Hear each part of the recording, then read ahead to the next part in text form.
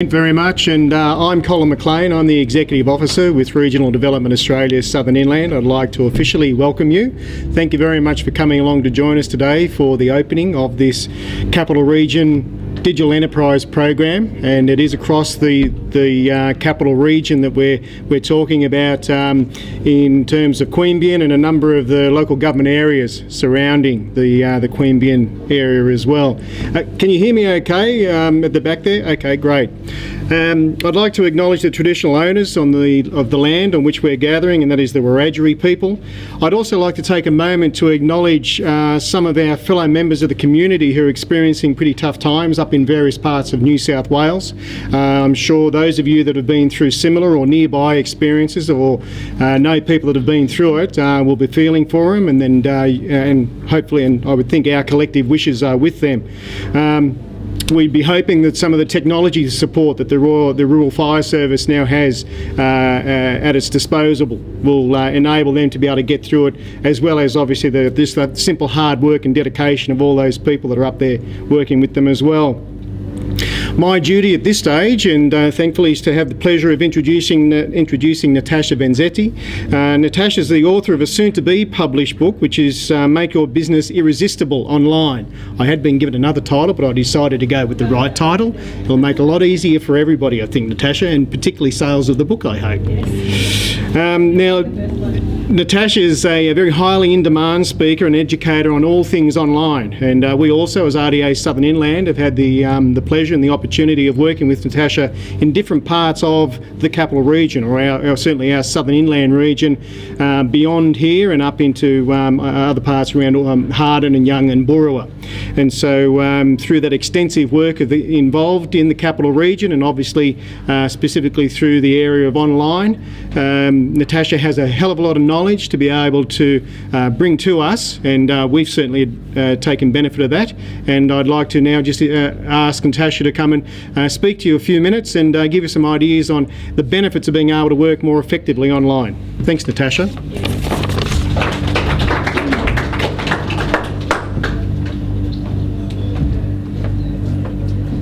I don't like these things, I'm too short.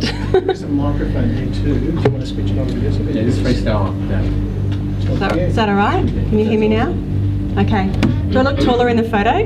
Probably not. Let me get my little clicker. Thank you. It's a real honour to be here tonight because I've done a lot of work with RDA in the regions, and it's been a lot of fun going out to regional areas and teaching businesses about taking themselves online and overcoming that fear of getting their website, getting their social media up and running and things like that. And quite often people are a bit daunted about why they need to have a website and an online presence. So Digital Enterprise is going to help teach them a little bit about that. But I guess what I want to cover off now is just a few things that I've learned in my experience that will hopefully help people overcome some of those fears associated with all of that. This isn't working, am I pressing it wrong? Next button down. There we go. Wow. Now my fonts have done a little dance on the screen. That wasn't the font that I sent through, so apologies if they look a bit skewed. Okay. Basically what I've learned is that succeeding online is actually about people, not platforms. We often get caught up in the technology of it all. We get a bit scared by websites and social media and this technology and that technology, but really online is just an extension of yourself. It's just an extension of you and your business, your passion, what you're there to do for people. And being online is just allowing you to get to a much wider network of people. So instead of you having to physically go around and talk to people and get your message out there, online is just the best opportunity to really expedite your message and your business and your expertise out there in the world. If you have a look at this photo here, and we all know that mobile technology is taking over. If you have a look around any bus stop, any kids swimming lesson, any school car park, anywhere where someone is idle for more than 30 seconds, you're going to see a mobile device in their hand and you're going to see their face, looking towards it. So the top photo here was taken in 2005 at the Papal Enclave. And as you can see, back in 2005, not many people were really mobile savvy. They didn't have a smartphone in their pocket. If you have a look at the bottom photo, 2013, that's the same Papal Enclave. So you can see that pretty much everyone has a mobile device in their hand. So the beauty of technology is that you get to reach a lot of people. The other thing you need to be aware of with technology now and with digital is that you need to be mobile compatible as well. So your business needs to have an online presence. If you're not online, you don't exist. But you also need to have a mobile presence and be mindful that you're also communicating to people through a little tiny screen through their smartphone. So you need to make sure that whatever you're putting out there is digestible, I guess, through this mobile device. So when I came across this photo, I thought it was a really great example of how much times have changed. And if you think about your own habits, like how many mobile devices do you have in your house, in your handbag, in your briefcase, on your desk, that kind of thing. So just be mindful of that when you are going online, or if you're looking at your online presence, is it compatible through the mobile device as well? That's a really important thing to consider. The other thing about going online and being in business and things like that, I mean, this is relevant whether you're online or offline, but one of my favourite quotes is, you can have everything in life you want if you just help enough other people get what they want. And that's what being in business today is all about. It's about sharing your message, your gifts, your knowledge and your expertise to a large audience of people, and actually helping them achieve something so you can then achieve your end goal. Okay, so it's a little bit of a shift on the general, you need a website talk, but I think it's really important to understand why you're doing this, why you're getting your message out there, and why online is so important for you as a small business owner. Wow, these fonts are amazing. Another really important thing to remember is that these days everyone is so connected. I mean, we are just, part of our psyche is we want to know what everyone's up to every minute of the day, and every touch point we have with you is important to us in making a marketing decision. So marketing happens every time you engage or not with your past, present and potential customers. So engagement can be a networking event, it can be an ad in the paper. It used to be a Yellow Pages ad, not so much anymore, but it is that connection on Facebook or a website or something like that. So your business and your branding and your perception of yourself out there has to be in that mobile space or that online space, because people are judging or making a decision about you and your business in every time they see you or they don't see you, if that makes sense. There's another thing to remember, I guess, in the sense of new buyer behaviour. So years ago, before all this, the internet, I guess, started and people were online and looking for details online, basically the seller was in control. These days the buyer is in control, okay? We are out there researching, investigating, learning, studying. We know everything about everything. And more often than not, when you go and buy something from a store, you've probably researched how much it is, where else you can get it, what colours it comes in, everything you need to know about that product or service. So you as a business owner need to understand that people are out there researching and looking for information, so it's up to you to help them on that journey, and be aware that there is so much information out there. So with new buyer behaviour these days, people are looking for solutions. So, I guess one of the main things to think about is you need to solve people's problems and answer their questions rather than just trying to sell them something, because we don't really want to be sold to anymore. There's also a lot of trust and transparency online, so people want to get to know who they're dealing with, and online these days they really can get to know who you are, and the good, the bad and the ugly. So it's really important to be mindful of your online presence, your online digital footprint. And it's okay to be a bit warts and all out there, because people then realise that you're a bit more human, than just this high polished brand that's out there. So showing your human side can be a really positive effect on things as well. And just being able to build trust and credibility in the marketplace. It's another image that I love, the joy of not being sold to. If you think about how many ads are out there in the marketplace, we are bombarded with ads every day, radio ads, TV ads, newspaper ads. How many people sit here and watch the ads on TV? How many people watch TV anymore? I actually don't. Oh, okay. Just not on TV. Yeah, exactly.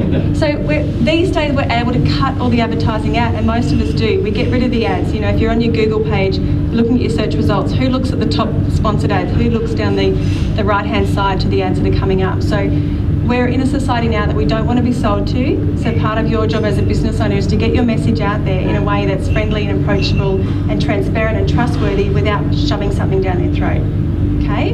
Just subtly. So by the time buyers are ready to talk to a sales rep, they've already completed 60 to 90% of the buying process, okay? We've been out there as a consumer, we've done our research, we've talked to our peers, whether we know them or not, we've asked them on Facebook, we take for gospel what they tell us. We've read the reviews, we've read the restaurant reviews, and we've pretty much made our mind up before we set foot in your shop or give you a call and things like that. So even though a lot of businesses say, oh, word of mouth is really important for my business, and that's where I get a lot of my new clients from. If someone's given a referral these days, they will be online looking for you. They'll be online learning about you. They'll be online checking out who you are, what you look like, what you do, where you've been, what you're up to, what your opinions are, all of that kind of stuff. So whether we'd like to admit it or not, it's kind of the way things are happening. If I've got a meeting with a new client, I will jump online, I'll check out their LinkedIn profile, I'll check out their website, I'll see if they're on social media. I want to get a feel for who this person is and what sort of impression they're making online before I've even turned up to their office or to the first meeting. The other thing I'll say is a lot of people are really scared about sharing their gifts and knowledge as a business in the marketplace today. And I talked about building trust and transparency and sharing, expertise and credibility in the market. A way to do that these days is to teach people and to share what you know and give stuff away for free, because there is so much free information out there. And a really great example of this is a lady called Annika in Sydney. She's just started up Bake Club late last year or early this year. Now she actually sells cooking classes or baking classes, showing you how to bake. She thinks that the art of baking is a lost art form, and she wants to bring that back into the households of busy families to sort of show them that baking doesn't have to be hard and that you can feed your kids real food instead of the packaged stuff that people tend to buy these days. So although Annika is in the business of selling bake classes, she quite happily gives away baking tips. She's written a book giving away all her knowledge. She's got 20 years of expertise in the food and publishing industry that she gives away regularly. Yet her classes are fully booked for months in advance. She's been on national TV. She's been invited to appear in Sydney newspapers and magazines and blogs across the country. So the fact that she's able to do that by giving her stuff away means that people are building trust in her. They're seeing that she's transparent, she's passionate, she's realistic. So I guess that just is to set the scene of what business online is like today. It is about sharing a little bit of yourself. It is about giving things away and showing people what you're all about and giving them a taste of what you have to offer before they actually want to sign up and become your client. So being online, it's 10 minutes isn't much, but it's a massive opportunity, and it doesn't mean that you as a small business owner have to take on everything. You've got your website, you've got lots of other different platforms that you can focus on, but it is really about finding the platform that's relevant to you and to your business and to your audience. So not trying to be all things to all people, but finding what fits, with those other parameters is really important. The other beautiful thing about being online and digital these days is that any small business anywhere in the country can have this immaculate shop front that anyone can access 24/7, even if you're working out of your spare bedroom. Okay, so Munchkin Love is one example of this. This is a lady down in Tasmania. She works from home. She sells, kids' clothing. She has a passion for kids' clothing, as most mothers do. So being able to set up a website for her has allowed her to have a professional and credible business presence in the marketplace without having to have the physical shop front.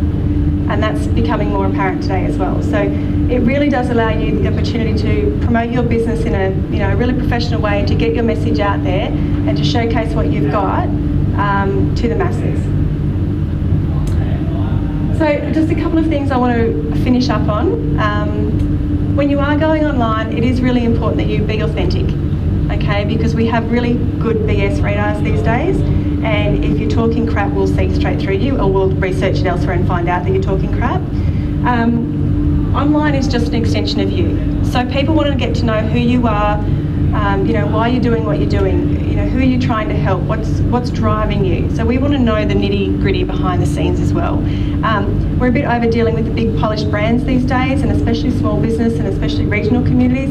We want to get to know the people, like who are the people behind the business, who are the people behind the platform. And it is all about creating moments of connection with you and your audience, to build that relationship so you can sort of continue as in the long term. So I'm really excited about digital enterprise launching in the regions. I think it's really important. The work I've done regionally just goes, it shows me that small businesses out in the regions are crying out for assistance in learning to, take their business online, to make it work for them. So I really hope I get to be, a bigger part of that. Thank you.